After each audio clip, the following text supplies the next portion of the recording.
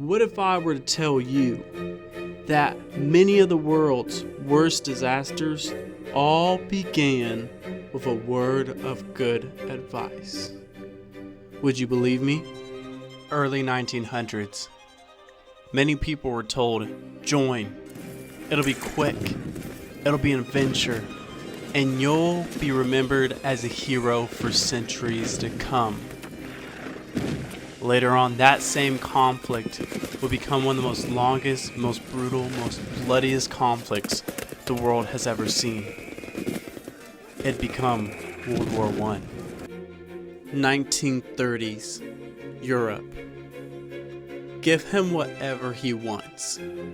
If you do that, he'll for sure stop taking over more land, said many European advisors to European leaders when Hitler was taking over more of Europe. You would be dumb not to buy a house, said many bankers and financial advisors.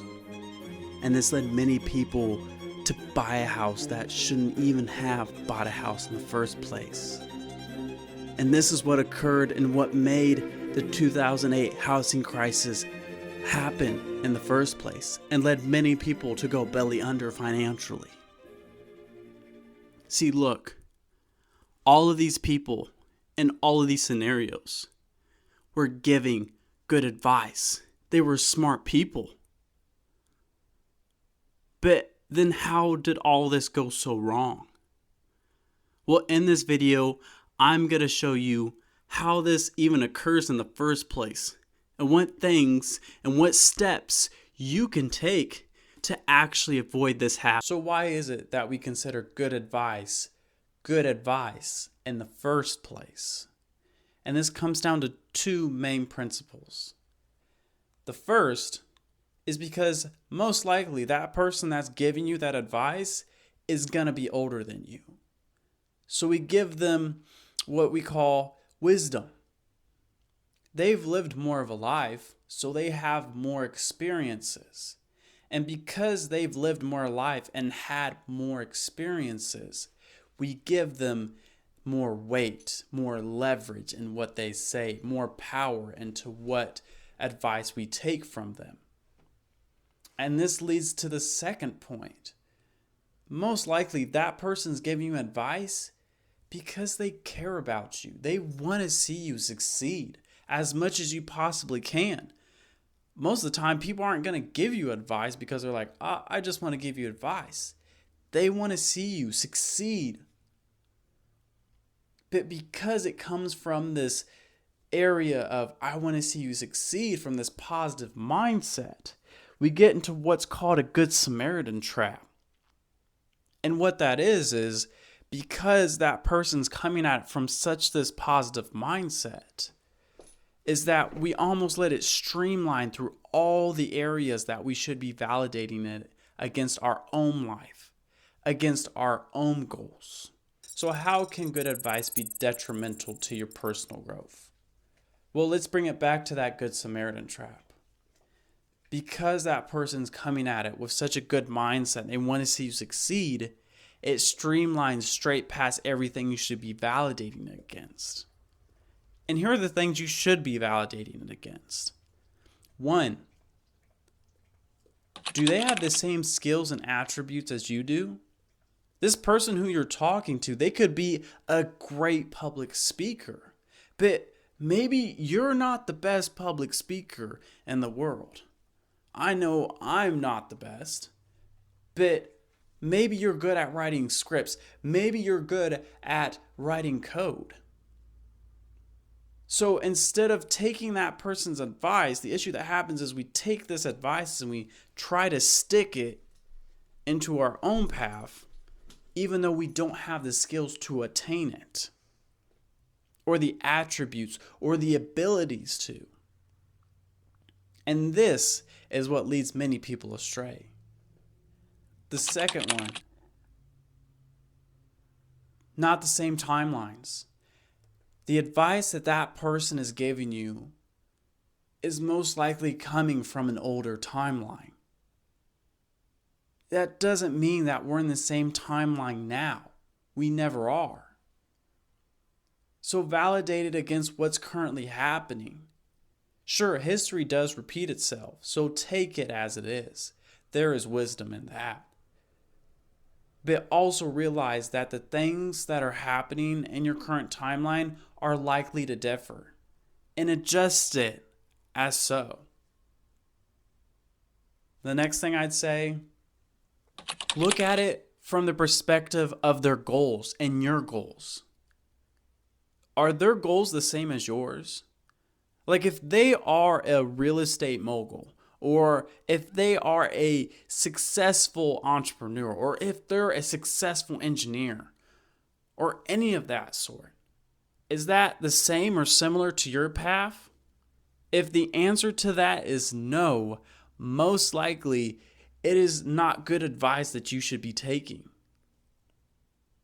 Take it as it is, but don't just play something. If somebody is their whole entire life, they were going to go and become a pro golfer, and they became a pro golfer. And let's say you over here, you want to go become a lawyer. So you take what they said and then you put it over into your life, into your thing. You're trying to fit essentially a circle into a square hole. Sure, yeah, the circle fills that square up to an extent, but it doesn't match one for one.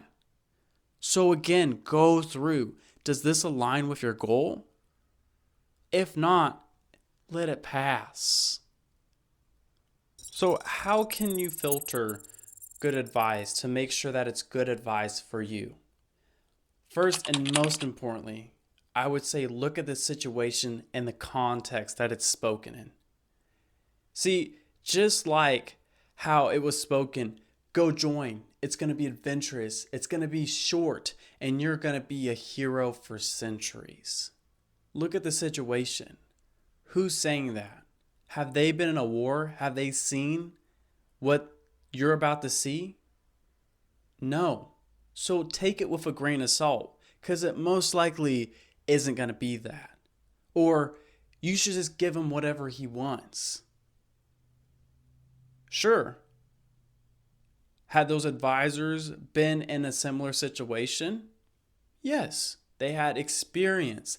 They had wisdom on their side. But there was no moment of experience or wisdom to specifically deal with a man like Hitler was. Or that housing is going to keep on going up. It'd be stupid of you not to buy a house.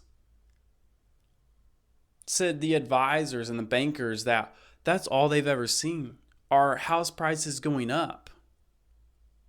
Again, situation and context are extremely important when somebody's giving you advice. Take it with a grain of salt. And if all these people would have, and there were likely people in each of those scenarios that did, by the end of the day, they weren't heard. And it left many disasters in history. Next, I would say goals.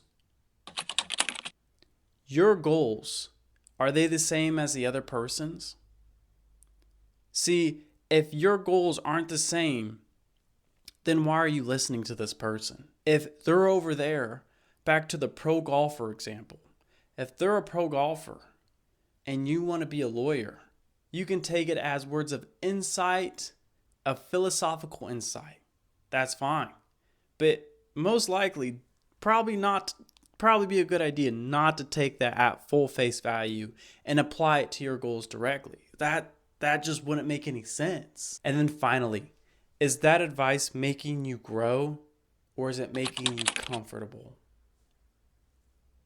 See, the best words of advice, and I'm sure you already know this, but I can't stress the importance of this, is if that advice is making you comfortable, then those are just kind words.